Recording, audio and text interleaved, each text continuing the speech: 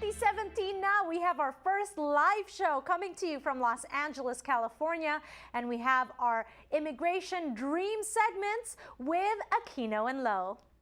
This American Dream segment is brought to you by Aquino & Loew Law Firm, answering your immigration questions.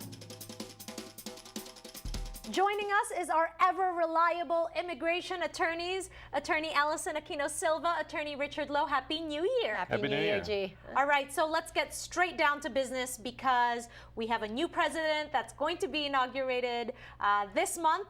And we know that President Obama has worked very hard to implement a lot of immigration policies during his 8 years. We want to understand what is going to be repealed, how is it going to affect all the work that President Obama has done in the last 8 years. Attorney Richard.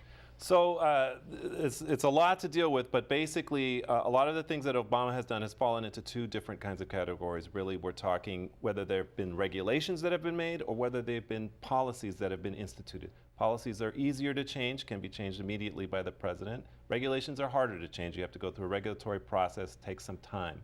So the four things that are really on the table for us that we're looking at is DACA, the Provisional Waiver program, which was put into place, and the Filipino World War II veterans, and employment-based changes that have been coming along. So DACA is the one that gets talked about a lot because that's the one that's affecting a lot of the dreamers and a lot of the young people here. And the way it's looking is like that's going to go. Now, how far that goes, it's difficult to know. It could be that everybody who has it now will be able to retain their employment status, authorization, right, and be able to work until that expires, or it could be that it would just be completely gone and those documents would be no longer valid immediately. So we don't know how far it's going to go, and we don't know whether Congress is going to jump in and say we want to protect the dreamers, we want to do something about this. So that's very much in flux, and it's very difficult to say how far the repeal of that is going to go.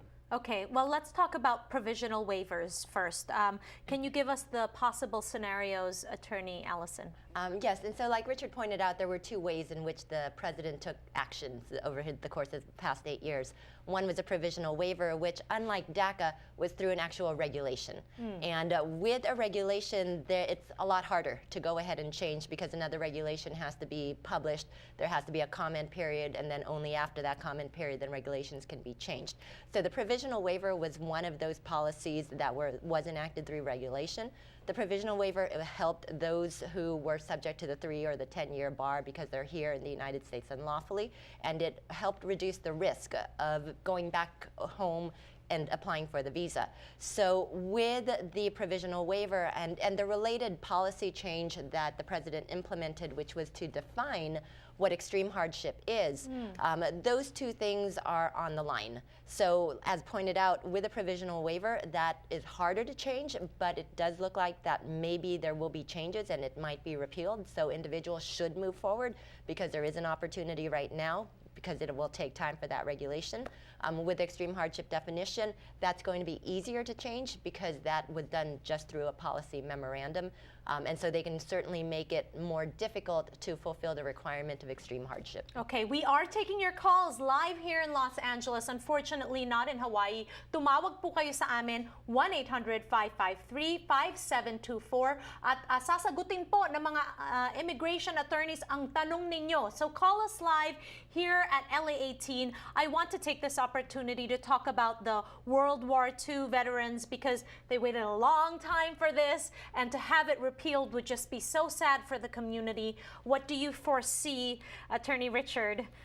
You know, looking into the crystal ball, I mean, you could see that, again, this is a regulation. This was done in a way that's going to make it difficult to unwind. But I also don't think there's a lot of political will to sort of go up against this group. This is a war veteran group. This is a group that's struggled for a long time. The regulations affect a very small number of individuals if we're talking about the overall people who are in the United States or who could want to come to the United States. So I don't feel like there's a lot of movement towards doing anything about this at this point, and there hasn't been a lot of discussion about it. So whether that comes into the forefront further on down the line, it's hard to say, but at this point it doesn't look like there's really much chatter about anything changes in that program. Okay, so when we return on our program, we'll talk about this new regulation that was issued on November 18 that goes into effect January 17. You'll want to know about that. But please, if you are in Los Angeles, give us a call. Our phone number, 1-800-797-1140. Magbabalik kami at tumawag na kayo. We'll be right back.